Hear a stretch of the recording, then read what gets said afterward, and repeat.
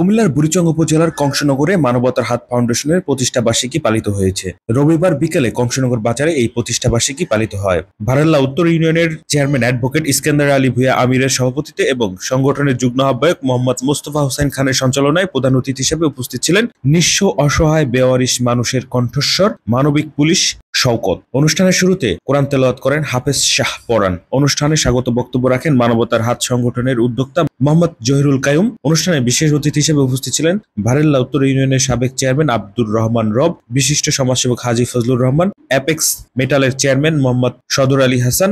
এ সময় মানবতার হাত ফাউন্ডেশনের উদ্যোক্তা মোহাম্মদ জাহাঙ্গীর আলম মেম্বার, সংগঠনের আহ্বায়ক মোহাম্মদ আমিনুল ইসলাম বাহাদুর সহ সম্পাদক এম এ কাইয়ুম, যুগ্ম আহ্বায়ক আমির খান, দুলাল মেম্বার, কাজী ওমর ফারুক ও মোস্তফা খান সহ সংগঠনের সকল সদস্যবৃন্দ উপস্থিত ছিলেন। বড় বড় রেস্টুরেন্টে গিয়ে ফুড ব্লগিং করছেন, আড্ডা দিচ্ছেন, রুফটপ ছাদের উপরে এখন নতুন রেস্টুরেন্ট সারা বাংলাদেশে চালু হচ্ছে, রুফটপ রেস্টুরেন্ট মানে ছাদের উপরে সাজায় গোছায় রেস্টুরেন্ট। রেস্টুরেন্টের কেউ রিভিউ দিচ্ছে, কেউ খাচ্ছে, কেউ বন্ধু বান্ধব নিয়ে পার্টি দিচ্ছে। এক এক পার্টিতে 20-30 হাজার টাকা চলে যাচ্ছে, কিন্তু আপনার এলাকার কোনো উপকার হচ্ছে না, আপনার এলাকার অসহায় মানুষের কোনো উপকার হচ্ছে না। আপনি কুমিল্লা থেকে এই বুড়িচং থেকে কক্সবাজার অথবা রাঙ্গামাটি গেলে আপনার এলাকার 2 পয়সার উপকার হবে না। কিংবা আপনি রুফটপ রেস্টুরেন্টে একসাথে বন্ধু বান্ধব নিয়ে 20,000 টাকা খাইলে আপনার এলাকার মানুষের 2 পয়সার উপকার হবে না, পায়খানা টয়লেটে সব চলে যাবে।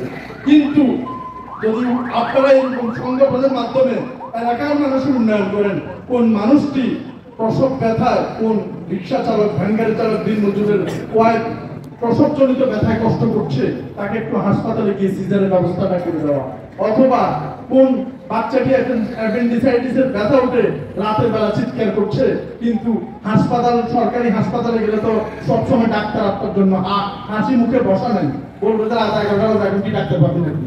কিন্তু প্রাইভেটে নিলে যদি রাত 4টাও যান, ডাক্তার হাজির আছে, আপনার গলা কাটার জন্য বহু লোক বসে আছে, যে একটা হাসপাতাল থেকে 2টা হাসপাতাল করবে। কিভাবে 20,000, 30,000, 40,000, 50,000 সেবা পাবেন, কিন্তু পয়সা যাবে, এই সোজা কথা। তাহলে একজন গরিব অসহায় দিন মজুরের পকেটে মুহূর্তের মধ্যে 20,000 টাকা থাকে না, সে কারো কাছে ধার করতে হবে, খরচ করতে হবে, সুদে টাকা নিতে হবে। এই জন্য যদি সম্ভব হয় সবাই মিলে সংগঠনের চাঁদা তুলে বাচ্চাটার অপারেশনটা করা দিই। আমরা একটা অ্যাক্সিডেন্ট হয়েছে, সবাই মিলে অ্যাক্সিডেন্টের লোকটাকে আপনজন আসা পর্যন্ত নিজে থেকে রক্ত দিয়ে কিভাবে তাকে বাঁচানো যায় সেই চেষ্টা করি। এই রকম মানব সংগঠনের বিকল্প বাংলাদেশে কিছুই হতে পারে না।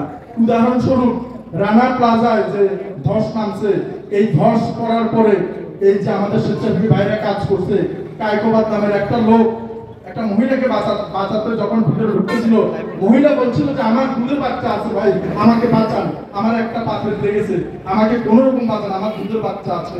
কিন্তু দুর্ভাগ্য বা মহিলাটাকে বাঁচাতে গিয়ে নিচে সে যখন ঢুকছে আর বেরোতে পারে না, আগুন ধরে শর্ট সার্কিটে সে দুনিয়া থেকে চলে যায়। এই হচ্ছে আমাদের এই স্বেচ্ছাশ্রম দেওয়া এই সমস্ত ভাইয়েরা। যখন বিপদ হবে এই মানুষগুলোকে পাবেন। আমরা এই মানুষগুলোকে পেয়েছি সিলেটের বন্যায়, চট্টগ্রামের বন্যায়, রানা প্লাজা ধসে, বিএমডিগুতে অগ্নি দুর্ঘটনায়, বাংলাদেশের বড় বড় দুর্যোগে, করোনা মহামারীতে যে মানুষগুলো সবার আগে সব সময় এগিয়ে থাকে, সেই মানুষগুলো হচ্ছে আমাদের জন্য আইকন। কারণ আপনি যাকেই পাঠান, সরকারের প্রশাসন যাকেই পাঠান, সে পয়সা দিবে, কাজ করবে। পয়সা দিবেন না, সে যাবে না। আমি সরকারি চাকরি করি, আমার পয়সা না দিলে আমি কি যাবো? বলেন না যাবো তো, ওনাদেরকে কে বেতন দেয়? তাইলে যে মানুষগুলা নিজের টাকা দিয়ে অন্যের কল্যাণের জন্য কাজ করে, তাদের চেয়ে ভালো মানুষ কি কেউ আছে?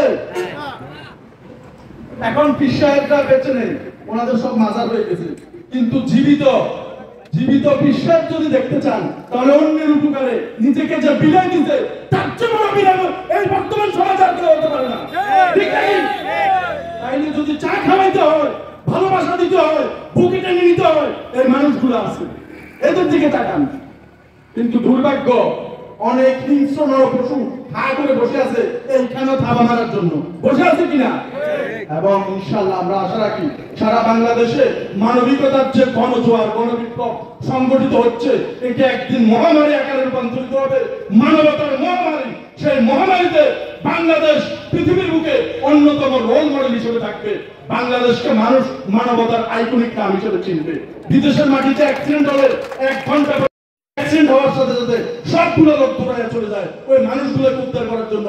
আমরা মানবতা বাংলাদেশ এখনো পিছিয়ে নাই, এবং আমাদের পৃষ্ঠপোষকতা এই মানুষগুলো যতদিন থাকবে ইনশাল্লাহ আমাদের পৃষ্ঠপোষকতা সেই রকম থাকবে। অত্যন্ত ধন্যবাদ জানাচ্ছি কাইয়ুম ভাইকে। প্রথম থেকে শেষ পর্যন্ত মানুষটার আন্তরিকতা এত বেশি ছিল যে চট্টগ্রাম থেকে এখান পর্যন্ত না এসে পারলাম না। এই কাইয়ুম ভাইরা যতদিন নেতৃত্ব দিবে, ওনারা ক্ষমতার নেতৃত্ব দেয় না।